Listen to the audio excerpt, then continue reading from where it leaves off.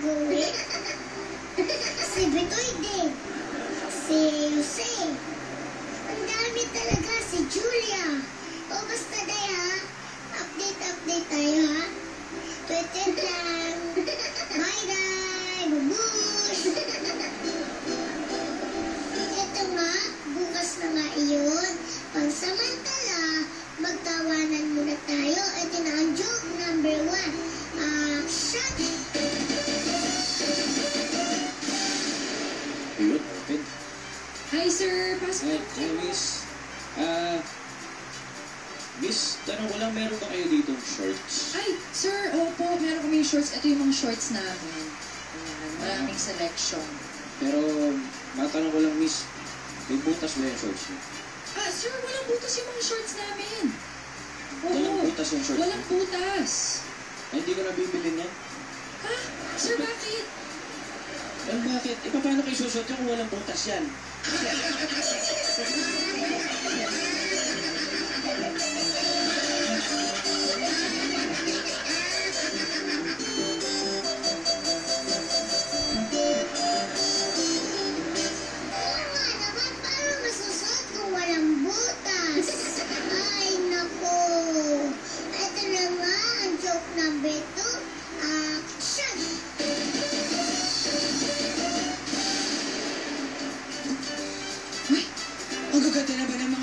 Ang gaganda naman ng mga dress dito.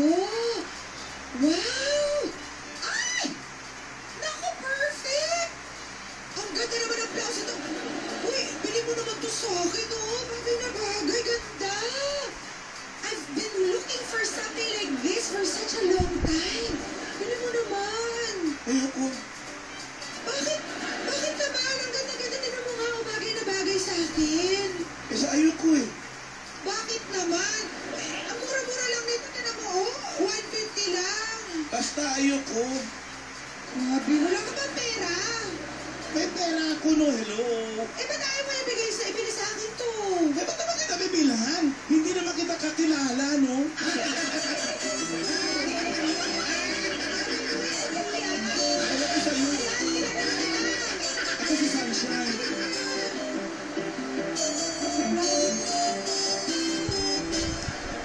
Hindi naman ba naman kilala? Papabili? O punta nga tayo sa kabilang barangay? Barangay Pass. At walang malaglag ng bunga. Ayun ka. Hoy! Ay, saan mo? Sabay na tayo umuwi, ha? Sige po, tayo. Medyo nakain ng tatay mo. Saan galing?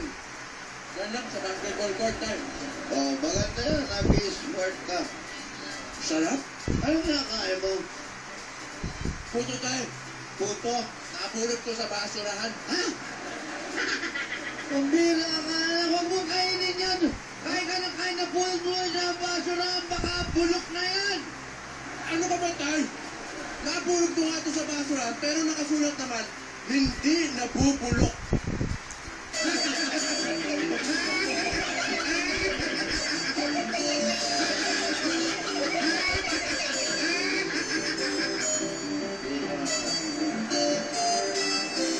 Mga bata, huwag gagayahin yan. Baka sumakit ang tiyan.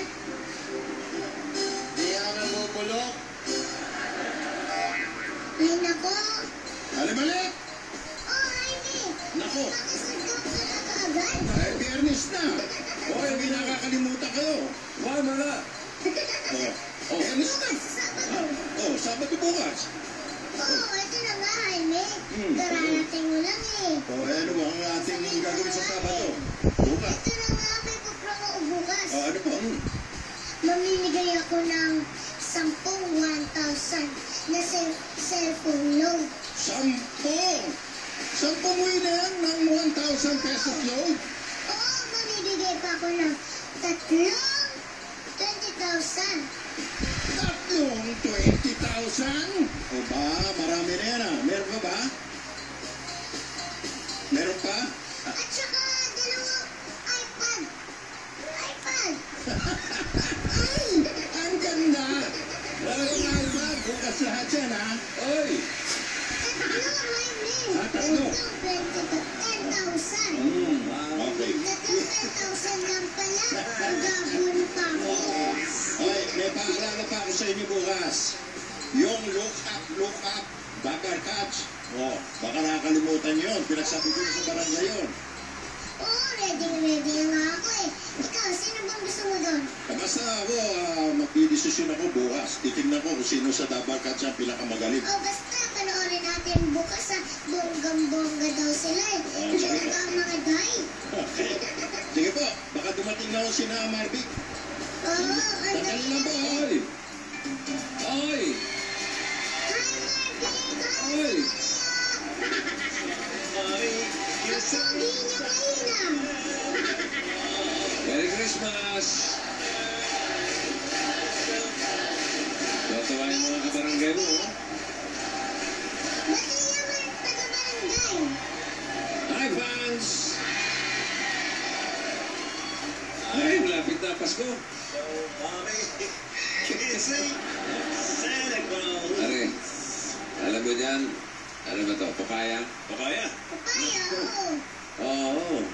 Naalala ko yung lola ko, napakahilig magtanim nun. Alam mo doon sa bakura namin, tanim ng papaya, mga prutas, mga gulay. Tanim na siya ng tanim, kahilig. Pagkadating ng anihan, pinamimigay yung mga prutas, mga gulay sa mga Yan eh, nagtatanim lang siya sa loob ng bakuran niyo. Oo, oo. Wait, magtanim. Mawala yung lolo mo sa lolo ko.